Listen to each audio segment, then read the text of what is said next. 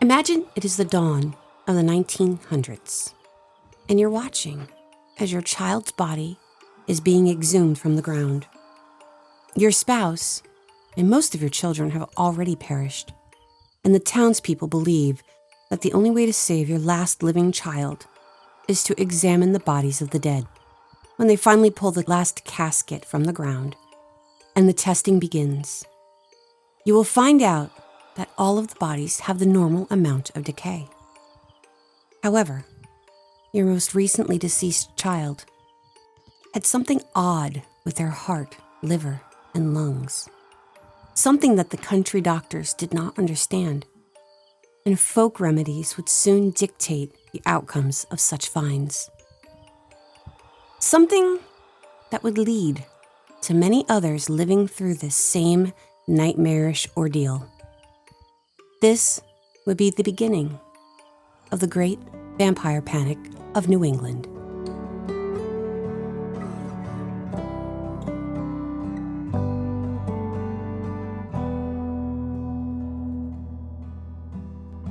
There are fae and cryptid, lores and legends, of which there are skeptics and cynics of all kinds. I'm Michelle. And I'm Beth. And we are between the myth and belief.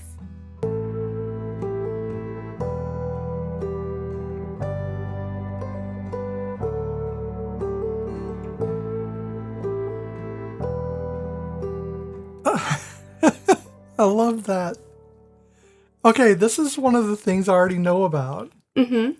Know quite a bit about it because I've watched a lot of things on it, documentaries. I also watched Minuteman. What's his name? Milo. Yeah, Milo's awesome. Talking about the vampires and stuff, and I didn't realize he did anything about the Great Vampire. Yeah, well, he did about the grave sites and stuff. That the cages over them and stuff like that. Oh, yeah, no, this has nothing to do with the cages. No, I know. I'm saying, it's that genre that I fall into. I always fall down these rabbit holes. So I do love the Victorian spiritualist movement, which is something I tend to lean towards, but I've been avoiding. But this is not that, per se.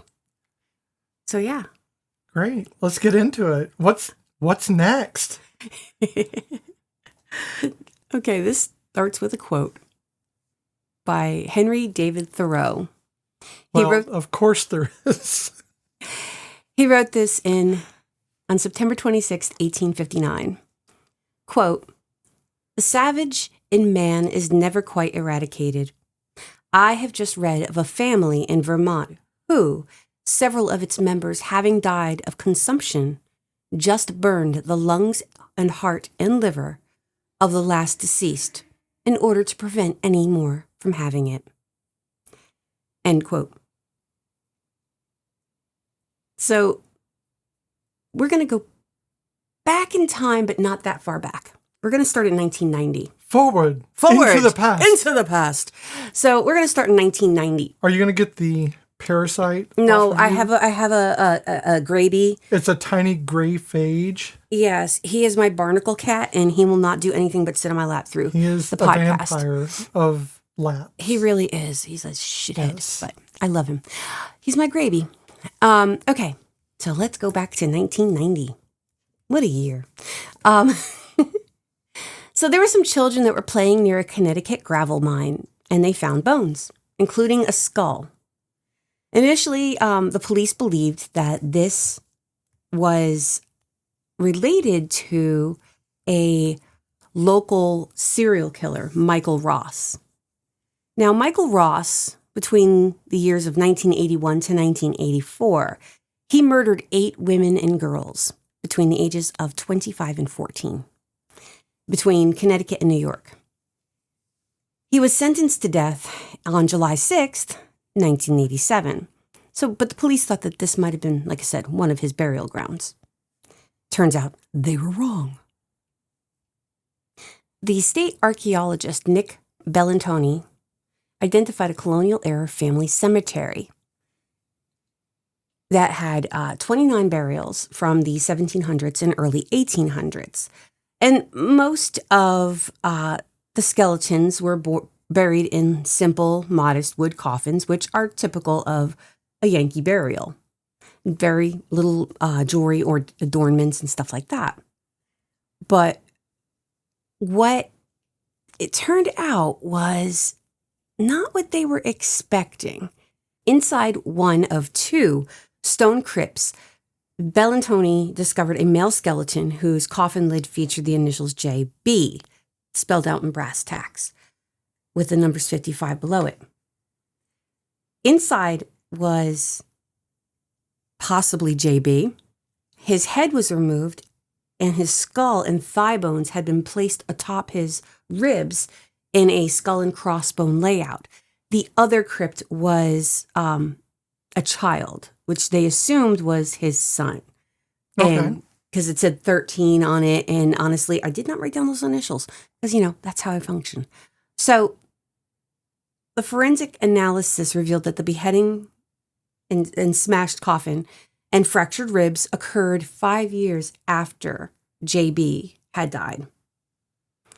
So robbery and random vandalism were dismissed, and no valuables were buried at the site. So that's, they didn't have to. Right. Why would they be, vandalized? They're not going to waste their time. Yeah. If they're looking for valuables. So let me, once again, jump back before we go forward to the Jewett City. We're going further back? Well, a little bit back. We're going to go back to the first case of this happening, which is the earliest, I wouldn't say the first, but it is the earliest recorded case. There you go. Is in the late 18th century, and that was that of Reverend Justice Forward, the eminent Yale-educated pastor of the Congregationalist Church of Belchertown, Massachusetts. Did we just say we're going to go forward into the past? Yes, again. For Reverend Forward? Oh my gosh, yes. Reverend Justice Forward. Justice Beaver. Angry beavers. So he served his church for nearly 6 decades, and before he passed away in 1814. By July 1788, he and his wife had lost 3 daughters to consumption, including their daughter Martha. Martha had begun hemorrhaging, and she had died in 1782 at the age of 23. Reverend Forward wrote in a letter, quote, "This morning we opened the grave of my daughter Martha, who had died, the last of my 3 daughters, almost 6 years ago. On opening the body, the lungs were not dissolved, but had blood in them, though not fresh, but clotted. The lungs did not appear as we would have supposed they would have in a body that just dead, but for near a state of soundness that could be expected.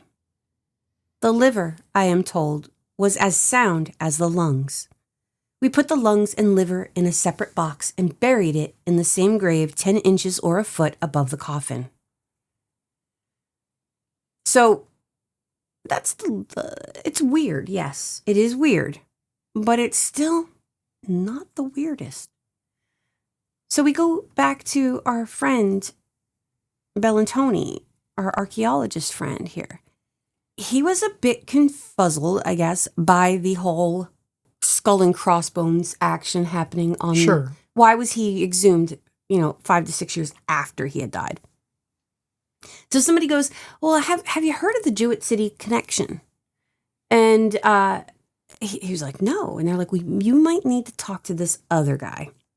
So a colleague had pointed to an 1854 incident in neighboring Jewett City where suspected quote-unquote vampires were exhumed to stop them from preying on the living. Bellantoni teamed up with Michael Bell, a Rhode Island folklorist who studied New England vampire exhumations. Disturbed graves like JB's were linked to the desperate attempts to stop illness by entering the ribcage to remove and burn the deceased person's heart. So, to understand what was actually going on, there were no vampires. consumption was the problem, which we now know is tuberculosis. So in New England, the vampire scare almost always occurred alongside these horrible consumption outbreaks and the region's leading cause of death in the 1800s.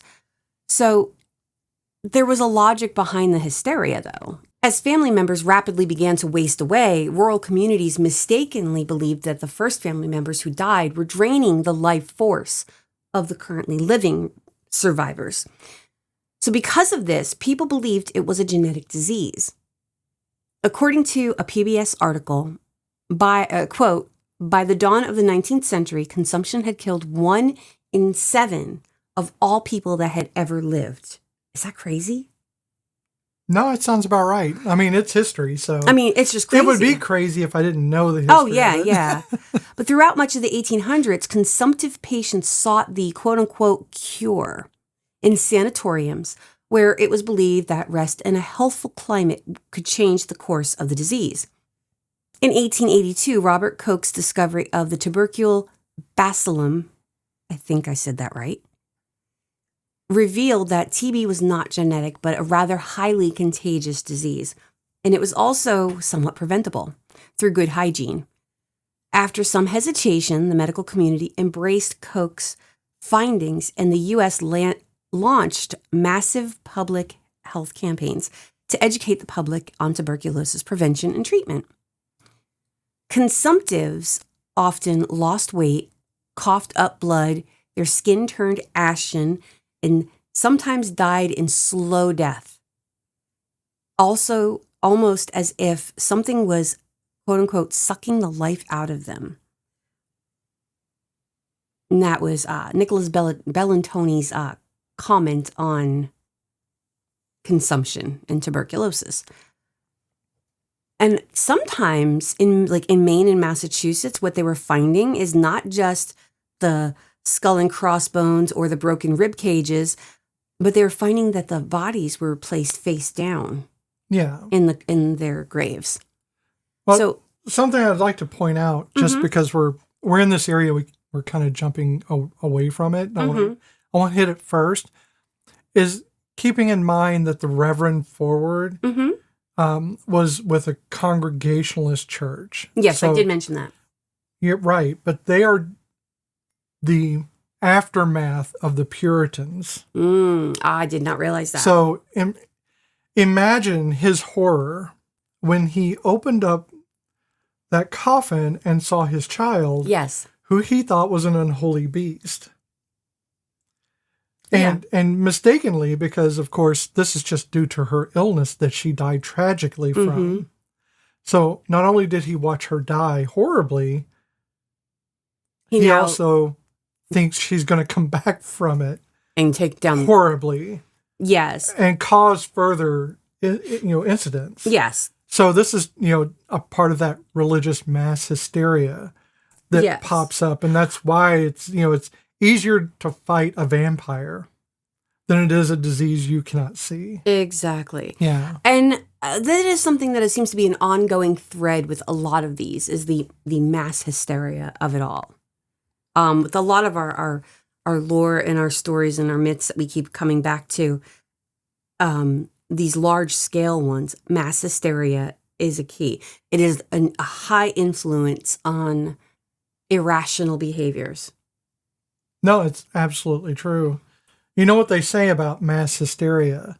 If you're not afraid of it, just wait a little while and suddenly you'll be afraid with a lot of other people about it. You're not afraid of it. You'll be a part of it soon. Yeah, you'll be part of the mob eventually. So like I said, in Maine and Massachusetts, they were finding the corpses face down in the graves. In Connecticut, Rhode Island, and Vermont, when the bodies were exhumed, the heart, liver, and sometimes lungs were burned, and the ashes were fed to the sick. Right. Yeah. They would burn them down and get the fine powder from it, and thought that was going to inoculate or to save them. Yeah. In some cases they used water, and in some cases they would just breathe in the ash, which how could that help? But in some cases they would mix it with urine. I don't know whose urine. don't care. Oh, yeah, no, it would cause a lot of issues. I mean, it caused more than it, I mean, obviously, than it helped because it wasn't a cure. Yeah, no, it wasn't. Yeah. And what the heck, people? I mean, y'all believed in the humors and bleeding out people, which, yes, to a certain degree, it did help in certain cases. I'm talking about consumption. I'm talking about certain diseases, when they would just be like, leeches. Leeches work in certain things. But urine? Ugh. Well, no, it's kind of like the ivermectin. I know. I mean, scenario. They'll use anything at hand in order to avoid the truth that they don't know something. Oh, yeah. And bodily fluids of any form become this weird base for potions and cures. It is the snake oil that come from the body. Right. It's readily available, and they can link it in some rhetorical way to the death, and therefore what killed you might save another. I don't know. Oh, yeah. And the thing is like, sterility of urine is only inside the body. Once it comes outside the body, it is no longer sterile. And obviously they didn't know what sterility was or hygiene. Or washing hands. Because hence the fact that it TB is deeply related to hygiene. Right. So, yeah, there's that. So, Rhode Island exhumations were often private farm burials, while Vermont ceremonies were often massive public events held on town greens or at blacksmith forges. So, let us start with one of the most famous of these incidences. The incidents of Mercy Lena Brown. You know Mercy Brown? Yes. Okay. I mean, not personally, because that would be weird. No, it is the sister of Murphy Brown. Oh, yes. No, definitely not. She is very famous. So this took place in Exeter, Rhode Island in 1892. The Brown family had lost their mother, eldest daughter, and eventually 19-year-old Mercy Lena Brown to the horrifying consumption that had just basically decimated the family. But it did it in a slow way because Mercy's mom died like almost 10 years before she passed away. So it took a slow, but it was still. Well, that's what makes it scary. Yeah. Is that it's very slow for a lot of people, very fast for some, but you never know what's happening. And there is no way to stop it for yourself or for others. And that's like when they think that they've gotten rid of it, it reemerges in somebody else. Back, yeah. So when Mercy, I'm going to call her Mercy because everybody knows her Mercy, even though they called her Lena.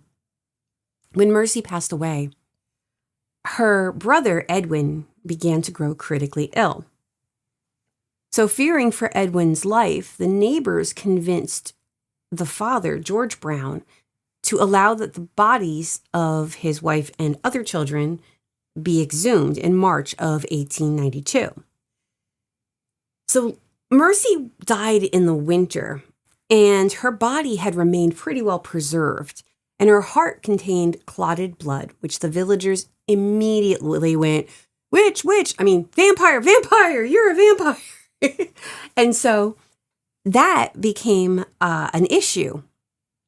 And so the villagers said, hey, we're going to cut out her heart and her liver, and we're going to burn it on a stone, and we're going to mix the ashes with some water, and then we're going to feed the ashes to Edwin.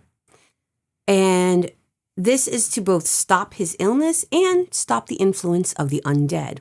However, in less than 2 months, Edwin also passed away.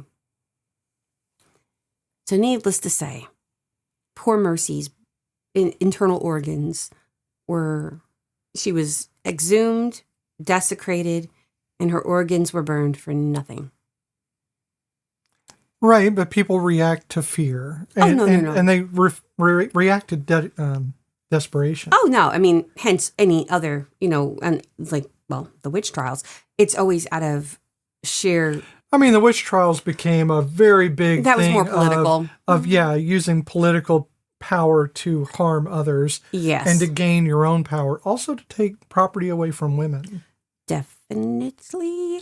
And someday I would love to do like a multi-part series, but everyone has kind of done that. But I'd still love to talk about the witch trials. But with the Mercy family, the Brown family, this is one of those things too of even if you survive these types of things during that time, having someone in your family found to have blood in their heart still, fresh, quote unquote, fresh blood. It was clotted, but they were considering it because it was still fluid-ish. Right. So to have any of that stuff happen, to have your family affected in that way, kind of marked your family as impure. Exactly. So there was a stigma that came with it. Even if people survive, then they look at your family as the one that caused them to get sick in the first place. So you want to hear the real kicker about that? George, he lived until 1922. He lived long enough to see the understanding of what the consumption was, not vampirism, and that what could have helped his family. Oh, yeah, and still had to endure the fact that his family was dug up and it's all sorts of horrible things done to them. That's just... So we come to the case of Frederick Ransom, and this is in 1817. So a lot of the cases before now, they are, I want to say backwoodsy, but they're kind of backwoodsy by New England standards. Sure. And so these are a lot of farmers. They are not the highly educated. And so, I mean, not going to lie, that makes sense for the turn of the century, 1800s into the 1900s. But we get to Frederick Ransom's family. Well, except for the Reverend who was educated. Yes, but he was still a kind of a country. Sure. Yeah. But then you get this gentleman here. He was born to high society. He is from a very wealthy family in Vermont, and he was studying at Dartmouth. 20-year-old Frederick Ransom had he just had a future. And then he got consumption. So lacking medical knowledge, rural communities believed that tuberculosis victims were rising from the dead to drain the life force of surviving relatives, which again, we look at that rural aspect. So, but driven by fear, Frederick's highly educated father had his son's body exhumed in South Woodstock to save the rest of the family. The townspeople removed Frederick's heart and burned it in a blacksmith's forge on the Woodstock Village Green. It had become a public spectacle typical of the era's folklore rituals. So 13 years later, there was a case also in Woodstock of somebody with the surname of Corwin. No first name known. And so he allegedly had died of consumption, and his brother fell ill shortly thereafter.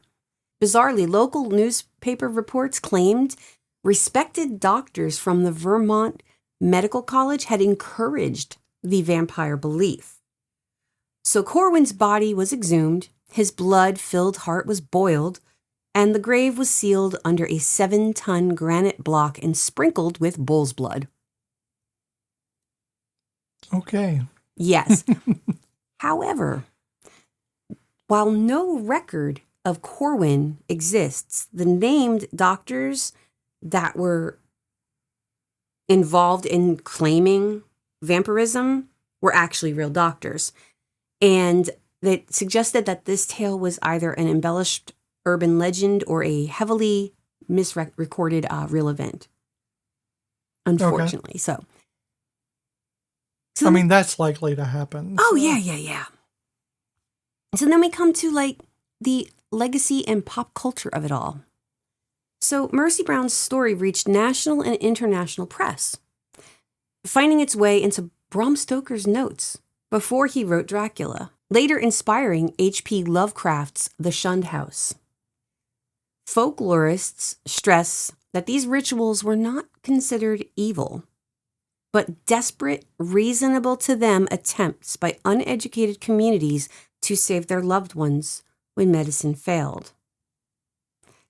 And in living memory, today, Mercy Brown remains an iconic figure in American folklore, remembered by local grave visitors, paranormal stories, and an exquisite handmade quilt that was preserved by her descendants. The quilt had a pattern on it called the wandering foot. If you sleep under quilt with the wandering foot, you are destined to disappear. Okay. And really, that's all I have. As much as information as there is, it really comes down to this just unreal belief that, and it's logical.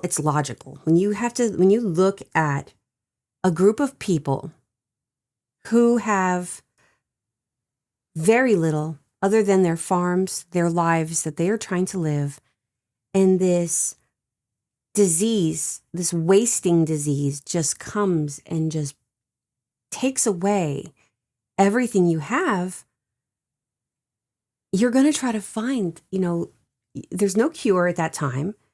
Right. And you're going to try to find an answer. What is killing my family? What is drawing them into this darkness?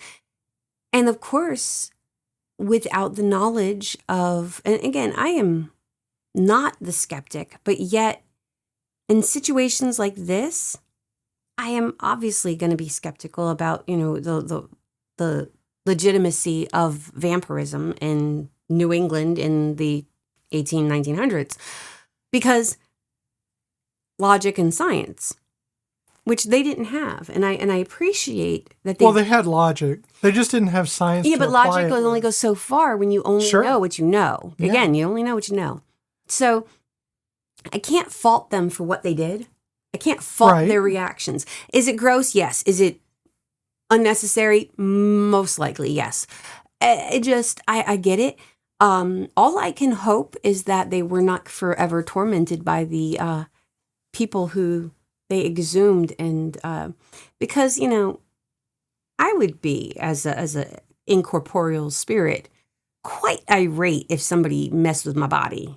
I'd be like, bitches. Yeah, they didn't seem to have a problem creating ghosts. Yeah, and I would literally be like, bitches. If they're that superstitious, you may kill the vampire, but what about the others that you desecrated that weren't vampires? And you just discount ghosts altogether and say, well, these are all vampires. Exactly. They're very heavily vampire-centric. And I believe that was their downfall. And maybe, the ashes weren't a great idea. So it was never vampires. And it really wasn't consumption. It was spirits who were angry. Anger spirits. I mean, there's things out there that will drain your life that are beyond just the vampire. So did you talk about Lucy Abel? I did not, because I wasn't going to go through each case, because there were a few. Yeah, there were a lot of them. This one I thought was particularly interesting because it suggests a cure that is not the ashes of your dead or peeing on them and then feeding them to people. Like a jellyfish. But it does state in 1873, Dr. Lucy Abel reported to the Massachusetts State Board of Health, I should be sorry to be understood as recommending drunkenness as a cure for consumption. But I've known several instances where nearly all of the family from 5 to 9 children have successfully died of phthisis. It's PHTHISIS. I have no idea. Finally, one of the boys, from sheer desperation, took to excessive drinking of alcohol stimulants. These boys are now past middle life and enjoying good health. When last heard from, in 2 families, not less than 5 or 6 victims in each were carried off by consumption. In each there were always one sick, and a short time before death, another would be prostrated.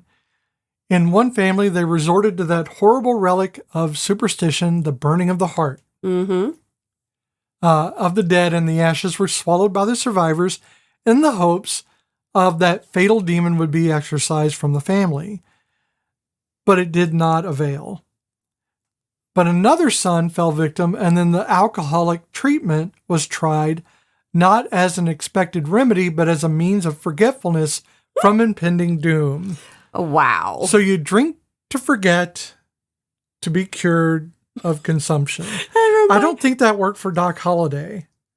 I got to see if I can remember this. There's a quote in Welcome to Night Vale that they used to do. I don't know if they still do it, but they did it in the beginning.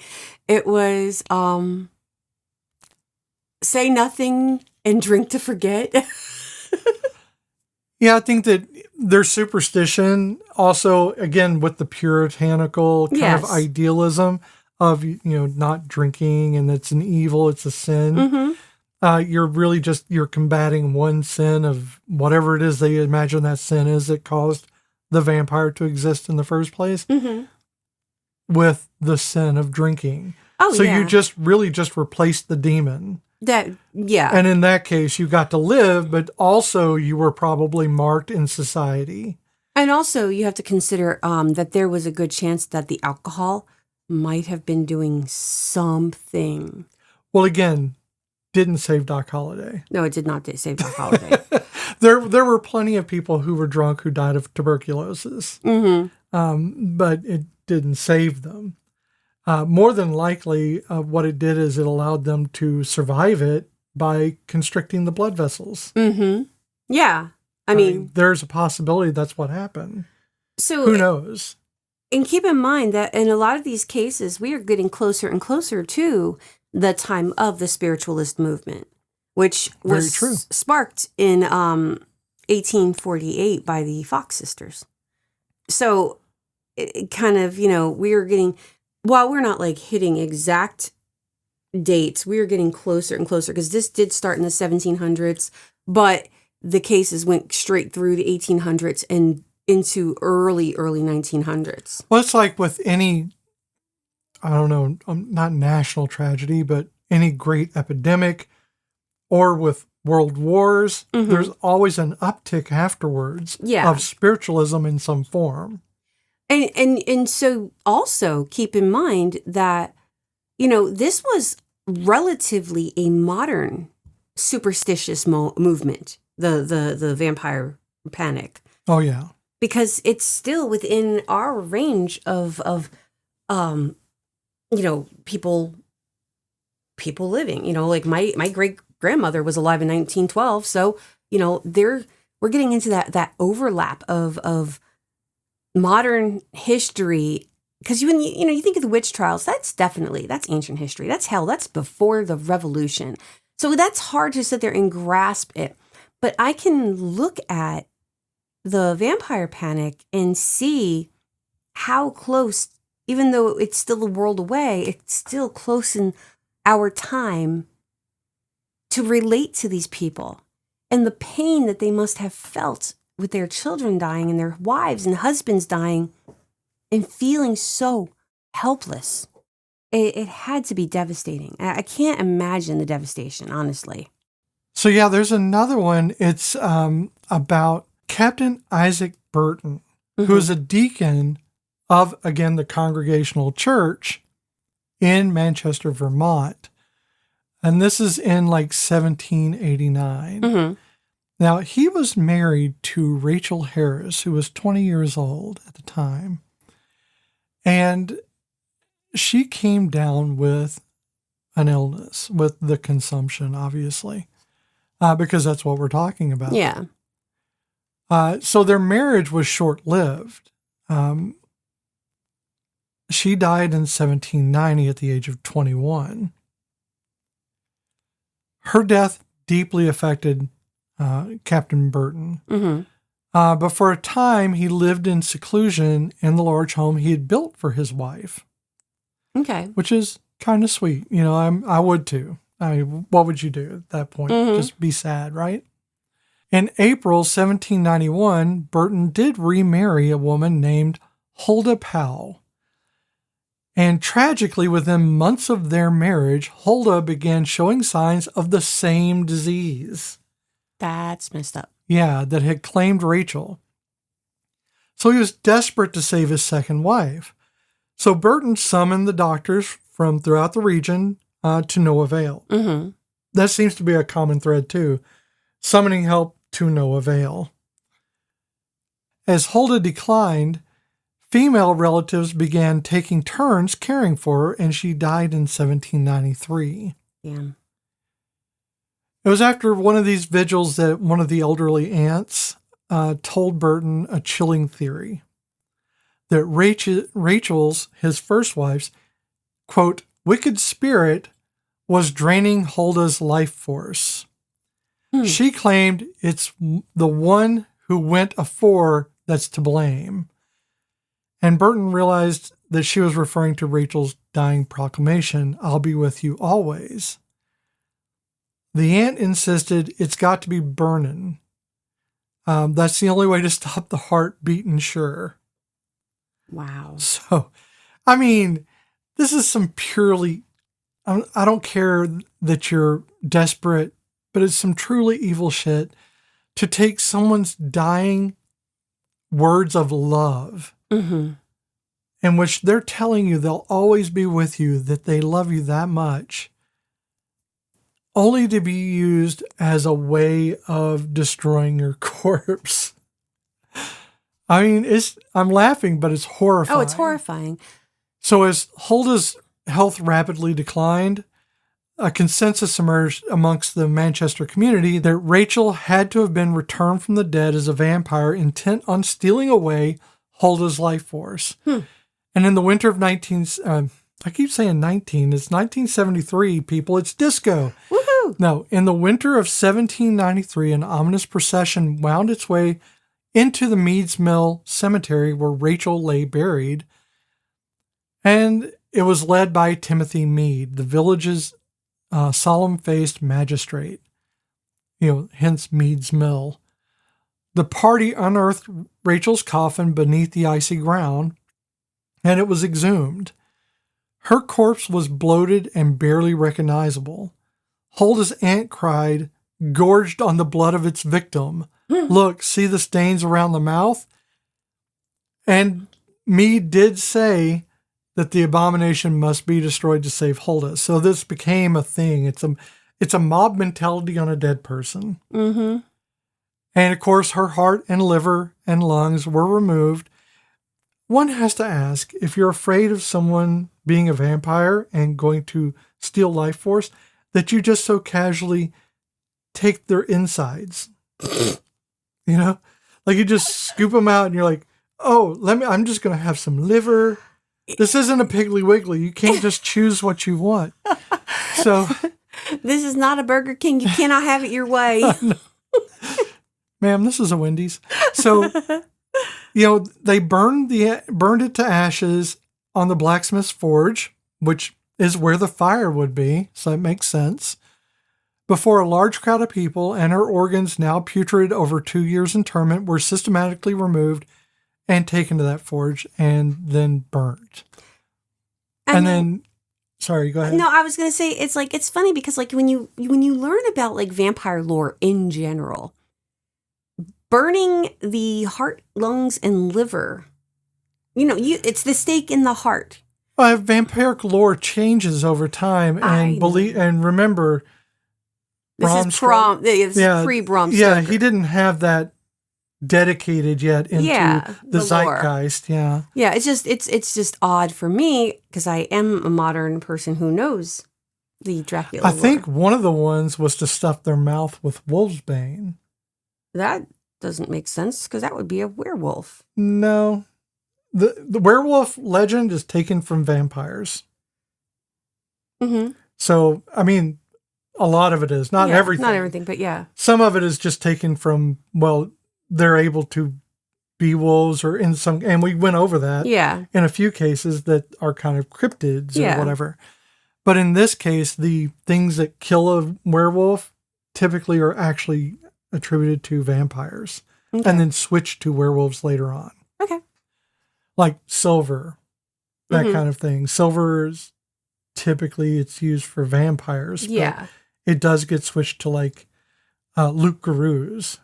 That's that type of thing. Yeah, just really funny. Like, where does the garlic? Garlic was also Garlic is good for something your as well. heart. But not if they're burning it on a forge, which is what they did to poor Rachel. And just as the crowd gathered around, watching as this happened, as the heart and everything burned in the flames, acrid smoke ascended as if delivering the remains heavenward for cleansing. Many claimed to see an apparition writhing in the black smoke. So it wasn't enough that this poor girl died so young. Yeah. And that her last words to a husband who was probably far older than her. Probably. Was one of love and of, an eternal love for her husband. Mm-hmm. And all of that was besmirched by their fear and their utter cowardice, I believe. But people have fear, and that's the way it is. But they also want to besmirch her very soul. Yep. That she's an evil person and that they saw it writhing in the black smoke. Did Huldah survive? Well, let me get to that because it's a very surprising thing. Despite the ritual and rumor that the ashes were mixed with water and given to Huldah to drink, Huldah died months later. So the cure came too late to save Burton's devoted second wife from the predations of the so-called demon vampire. So it didn't do any good. I know it's completely unprecedented that this didn't work, but people keep trying it. I know.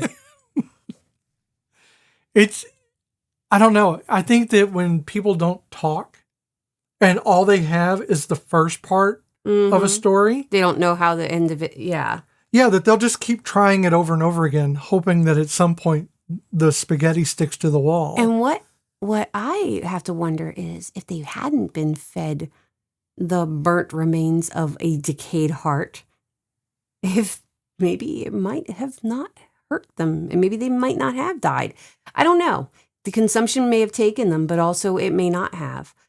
So Michael Bells, who I mentioned earlier, the folklorist, he explains what was like the consumption issue and what was going on a bit like more detailed than I did.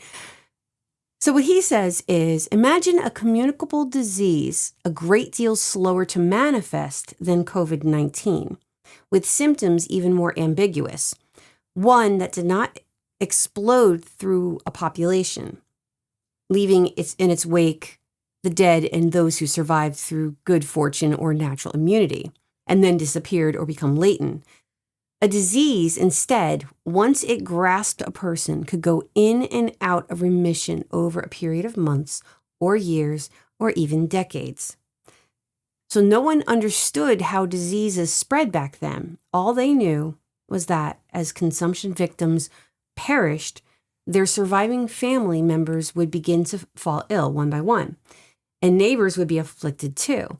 But according to its mystery, consumption seems capricious in choosing its victims. While some families escaped completely intact, others were thoroughly decimated.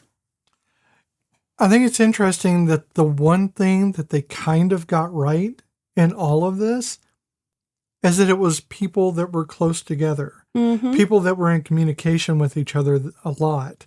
So, yeah, those transferred, that the tuberculosis was still in the house and he stayed there. Yeah. And he basically was a carrier. Or he may have had a natural immunity to it. But he was a carrier. He was a carrier. Yeah. So, and he could have been patient zero for all we know. And he just wasn't affected and gave it to both wives. Yeah. So there's no way to know that bastard. Because they didn't have any tests then that we give to teachers now. Yes, I've had so many TB tests, y'all. I can't even tell you. My arm is permanently bubbled now. Which? But yeah, I think that's important to note is that despite the fact that they didn't find the actual reasons at that time and they were really running on mass hysteria, they still got one thing right, which was that some of these things were connected in a communicable way. So tuberculosis is spread through the air. Mm-hmm. It can be spread through a cough or whatever. And they just didn't put that quite together. They went instead to superstition, which directly led them away from the reality of it. In fact, let's say they didn't burn it well enough, and maybe you got some chunks, and then you got more of the thing that you didn't even probably have, because they were just trying to keep you alive because they were afraid you might have consumption. Well, and that's and the then thing. You get consumption. Well, tuberculosis. Yeah, and that's the thing is the human body, a dead human body, carries more diseases than it's. And then they're trading pee.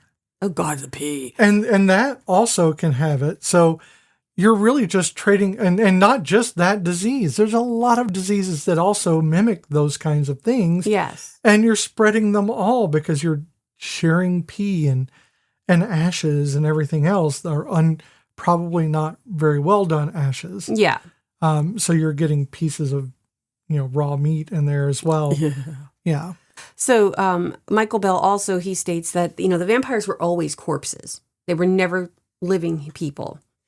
The people who were performing the ritual never referred to the corpses they exhumed as vampires. Although some outsiders, including newspaper writers and local historians, sometimes labeled these consumption rituals as vampirism. Or demons. Call them a demon, or spirits, or it's always something in the way of, well, like they said here, she. Mm-hmm. They're naming her as if she's still there to do it. Yeah. They're inferring that the woman is still alive, though she's buried underground and obviously not alive. Mm-hmm. But she's doing it. It's her soul that's doing it. It's religious rhetoric, again, pushed towards hysteria. What I think is funny, though, so not funny, is that this was played out at least 80 times throughout the panic. Oh, yeah. But what I find funny is that when are vampires supposedly the most active? At night. Typically, yeah. I mean, I've seen a few midday, but those are day walkers. But here's the thing.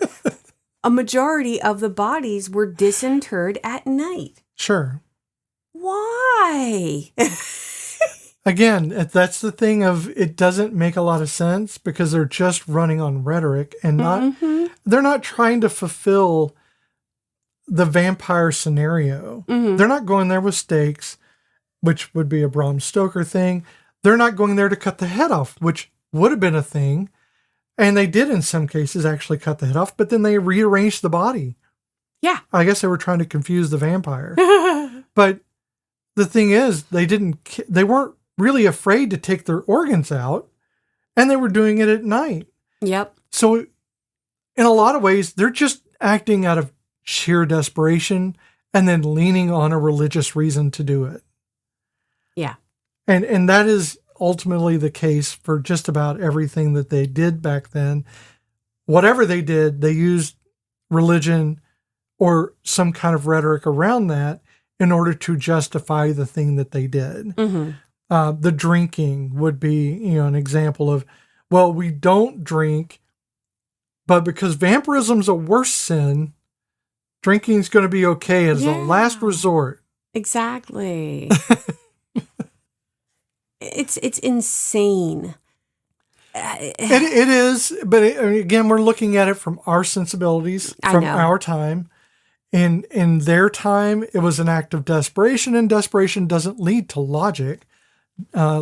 Necessity leads to invention. Mm-hmm. Desperation leads to mobs. That's true.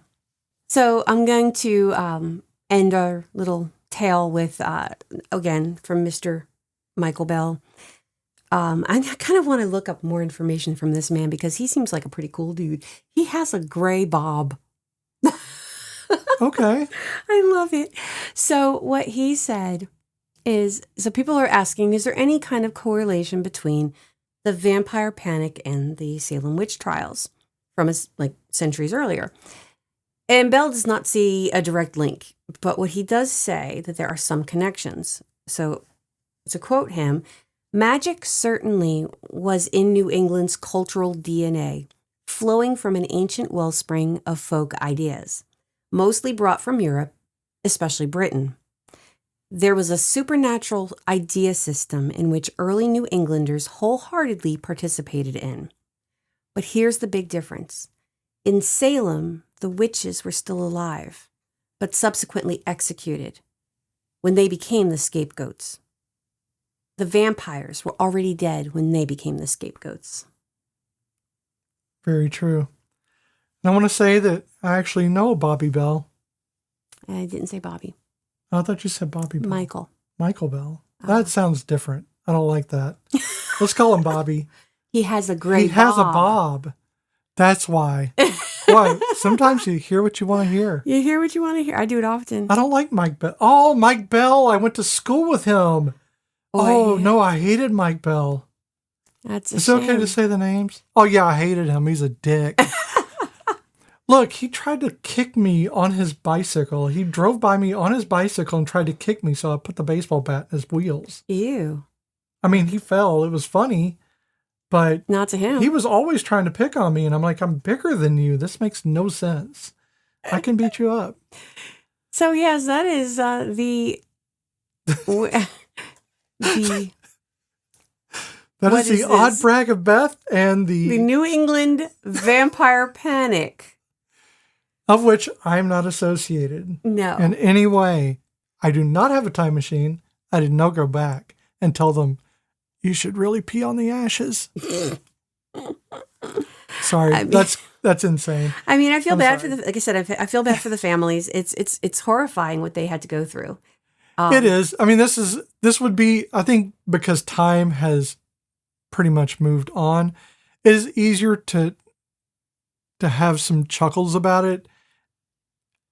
It is a horrifying thing in reality. Looking at it as from one standing in the middle of it Yeah. would be a horrifying thing, but it's so far removed, it's easy to look at it as academic. Honestly, though, as I sit here and think about it, so our middle child was very sick as a little kid and in and out of the hospital very, very severely. And I think if somebody told me that if you exhumed the body of so-and-so, maybe not one of my other children, but of so-and-so, I'd have gone and dug that bitch up. But it's never so-and-so. It's always somebody in your family. Yeah. Isn't it? It always tends to be, hey, if you want to save that child, dig up this other child. Yeah. Now, do you think we're not going to stand over that grave and keep them from doing it? And I don't believe in an afterlife. I would still not let them do it. Yeah, definitely. I mean, we have science, first of all. science, yeah. So, we know what medicine is. Yeah, exactly. And they should. They really should. At least they should have tried a little bit harder. I mean, again, though, these were rural areas. And Sure. while, Koch had in 1892 is when he said, hey, bitches, this ain't vampirism. I mean, he didn't say that. But, he He should have basically said that. identified the cause of consumption. Yeah. It still took an additional 10 years before people, well, actually, no, he did it in the 1880 something. And it was 10 years later that Mercy Brown passed away. So it took a while before, but after when people started to finally grasp what he was saying as, oh shit. And when the doctors were like, no, this makes sense. Then the vampire cases began to fade away. It's just amazing what white people brought over. Bunch of bitches. I mean, just couldn't leave it alone. Just Europeans. I mean, I'm one of them, really but nice, still. really nice place, and you had to go over there and get sick all over the place. Cause all kinds of problems. Just We had a stay really in nice Europe. country, and now it has anxiety. Go back to where you came from. I am where I came from. I am where I came from. But yeah, I mean, it's terrible. It's not great. Nope. But it provided some really weird stories. I mean, Bram yeah. Stoker, we had, Frankenstein came from that same era, that same kind of production of what would happen if. Oh, definitely. And that, that is a case for a lot of our classics is just sitting around bullshitting with friends. And then, And then suddenly you've got entire Mary Shelley, go you, girl. You've got entire worlds dreamed up. And not just that, we have countless movies, TV shows. I mean, the CW alone just exists on that. Or at least it did. Is CW still around? Yeah, I don't know. I don't watch it for... Maybe it's not... After maybe Supernatural ended, I stopped watching. Maybe it's like MTV now. It only plays game shows or something. I don't know. Because again, once Supernatural ended, that was my shit. And that was, all I needed for that. All right, well, play us out. Okay, so this has been Between Myth and Belief. If you like what you heard and you have a tale or two to share, not just about today's episode, but about any odd topic or scary story that you'd like to hear us talk about, send us an email at betweenmythandbelief@gmail.com. Or you can join us on Instagram and Blue Sky at Myth and Belief. Please make sure to subscribe to Between Myth and Belief wherever you listen to podcasts. And don't forget to check out our other podcast, Cozy Quilt Cinema. If you like movies and how they make you feel, come hang out with us in the Blanket Fort. And you can find all that out on cozyquiltcinema.com. So until next time, my friends, don't get caught being a vampire. Don't drink the pee ashes. I mean, that's just a given. Ew. Bye.